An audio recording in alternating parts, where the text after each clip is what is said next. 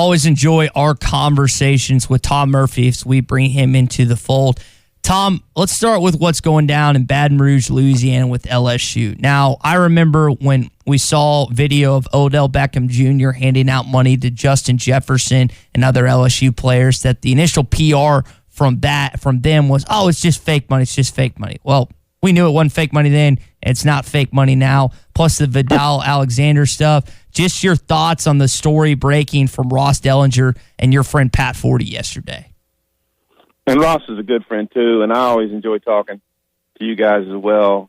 Well, it's not shocking by any means, but you got to put the reins on Odell Beckham Jr. I mean, that's you like to have him as an alumnus because he's been such a great pro and, drawn a lot of attention and all that. But he's got to know, man, that's a great way to hurt your school is to be blatantly handing out money. And I don't know how much money it totaled, but it was just not a smart move. So is it 8 scholarships? I think I saw that yesterday. That is not a light punishment. And it's pretty swift too because this just happened in January. So you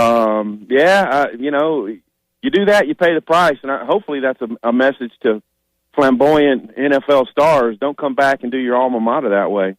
Yeah, and he's disavowed from the program for 2 years. It's kind of a situation like a Reggie Bush type of situation. I'm curious to see if that holds up, if he legitimately is barred from going to the practice facility or games or whatever. But, yeah, not a smart move from Odell Beckham Jr.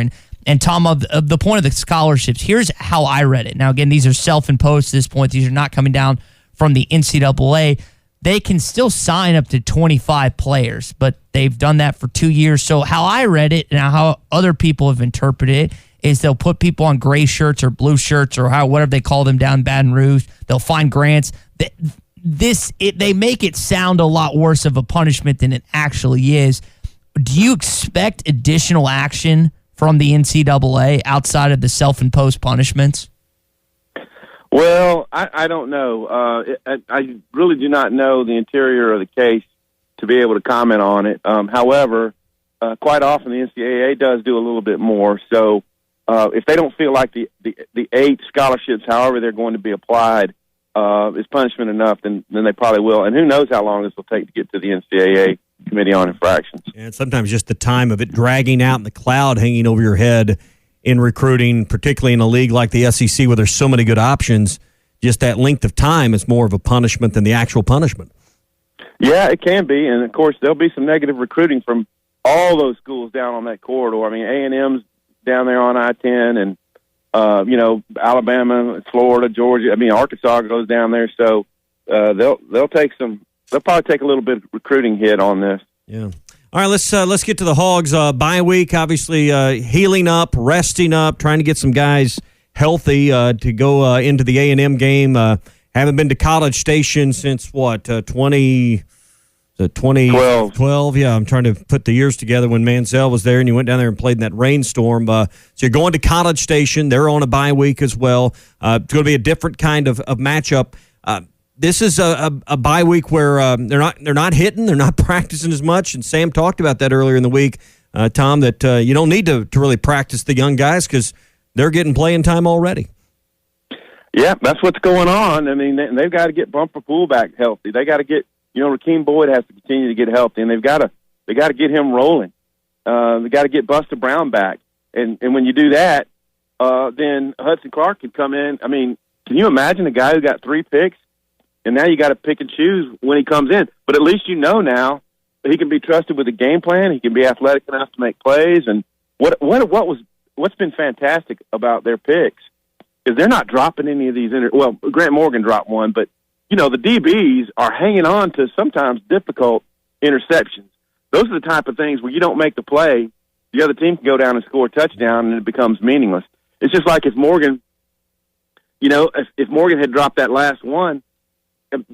Despite the fact Arkansas dominated that game defensively, Ole Miss could have driven down and scored a go-ahead touchdown, and that would have been a crusher. So, they followed through. They got a great win. Guys, we talked all summer about, is Sam Pittman going to make a difference? And if he is, does it result in wins? I mean, we felt like he was. The team was going to buy in more. There was going to be a genuine trust factor and all that. But the first step in Arkansas showing that they were coming back would be to get their head above the Mississippi schools. We talked about that several times this summer. Mm-hmm. Now they've done that. They've beaten them both in the same year, one home, one road. And, you know, Missouri waits later in the year. Got to get ahead of those guys. There's some hope going on in the program now, and it's been so long since there was hope that they could go down to College Station and go toe-to-toe with a number 7 team in the nation.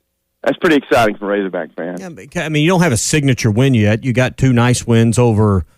Right. You beat a ranked Mississippi State school, but that doesn't look so good now, seeing what they've done since then. But this would be. I don't think Mississippi State was a signature win. I don't think you would say that either. You beat A&M at their place. Now Sam has a signature SEC win. Absolutely, yeah. What they've done is they've shown that they're a solid program, that their backups can play, that you know they can buckle down when the going is tough in the fourth quarter. They've done all that. They still got to get some things going on offense. But I was thinking about that very thing. It's been a great start, but when is he going to get a signature win? And a road win at a number 17 would be a signature win. And you got to start racking those up too. I don't know, Arkansas fans, maybe they don't need to get ahead of themselves, because this is, as Sam said on the Scott Van Pelt show, oh yeah, you know, we can't get too high in my. We've only got Alabama and LSU and A&M left and all that, so it's not easy. But at least for Razorback fans, it's almost like this dark cloud has lifted. Yeah. And you know your team's going to go out and represent, and that's what they wanted to see, and that's what's going on. I guess you feel like you were cheated out of a signature win at Auburn. I guess that would that have qualified as a signature win in your mind? I guess so. With where they're ranked, were they 13th that doubt, day? No doubt. You know, a guy who's 5-1 against you. It's a road game. They were ranked 13 at the time. Oh heck yeah! But then they turn around and lose the next week. So. Yeah, but still, it's an asterisk, and it's a signature win. And it would have been a signature win, no question. I'd agree with that. Tom, when you get a bye week like this, and I know you're working 24/7 as we are during football season, we're going to ask, I know Sam's going up to Lake Hamilton this weekend. What do you do during bye weeks, man? What I've tried to do in recent years is try to schedule it out 4 or 5 weeks in advance. I know when the open dates are. I front load my work schedule. And I've done that this week. I've just got a couple things left to finish up today. But my wife and I are going to drive up. Our daughter, our middle daughter, has moved to St. Louis and is working up there. And so we're going to spend the weekend in St. Louis. Mm-hmm. And I'm one of these history nerd type guys. Mm-hmm. I've been going into state capitals, and we could talk about this at length. And I'm going to go up to Springfield, Illinois, and visit the state capitol up there tomorrow. Okay. Also, when you're in St. Louis, Tom, make sure to stop by the Anheuser-Busch factory. There's a bunch of collectibles. So you feel free to bring back some of them for me and Tommy when it comes to that. And you got to go on the hill and eat an Italian meal on the hill there. And Ted Drew. Thank y'all. Yeah. And Ted. Thanks for the recommendation. We were asking our daughter. There's a ton of stuff to do, as you guys know, but I do appreciate the Anheuser-Busch tour. Hadn't crossed my mind. Think I'll try to pull it off. Yeah. Tom, Big Ten starts up this weekend. I know there's you're going to be with, as you just mentioned, your daughter and stuff, but I'm assuming you'll get away from the wife and daughter for at least a little bit of college football watching. Is there a particular game this weekend that you're going to have your eyes on, since you're not having to worry about whoever Arkansas is playing? You know, I don't really know exactly who all the Big Ten teams are playing, and I know that there's some games Friday night, so I'm excited about that too. You know, I'm just a college football nerd, and whatever game happens to be on, I'll scan through and try to get any game, and I'll channel surf because as a voter, you got to pay attention to all of that. So, you know, I'm not even sure who's playing who, and I think Michigan. I think there's a nice matchup between Michigan and Minnesota. Is it Minnesota? Correct. Yeah. So that's a good one, and I'm sure there's others. But man, my eyes have been on the prize. Get through the work week and heading up to St. Louis. All right. Last one, and we'll let you go and get started on that last bit of work before you hit the bye weekend. Any concern at all? Sam's going to the lakes we talked about. The players are going to finish up their work today and have Friday, Saturday, and then report back in on Sunday. With COVID, any concern from you? Because I got some anxiety about these, about the setup and kind of everybody going out and dispersing on this bye weekend and coming back and having some issues by middle of next week. Is that on your mind at all? Yo, absolutely. It has to be. I mean, and the final parting words Coach Sam Pittman and his staff have to give this team is, look, guys, we're doing great stuff.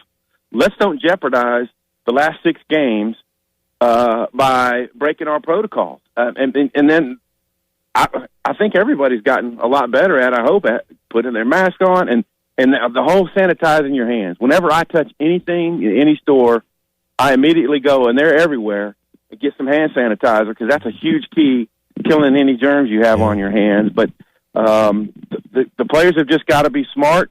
The numbers are starting to pick up. I saw in the paper today that in Europe, Ireland has gone on lockdown, and Spain's got huge numbers, and they're growing in the UK. So, yeah, everyone has to go. I can't relax just because I'm driving to St. Louis. I've got to keep doing the same thing. So all the Razorbacks and Sam Pittman and Jamie have to go down to Hot Springs and be super careful. Yeah. It applies to everyone. Yeah. Tom, good stuff as always, man. Enjoy your trip to St. Louis. Also, Pappy's and Bogart's if you want good barbecue. Keep on the recommendations.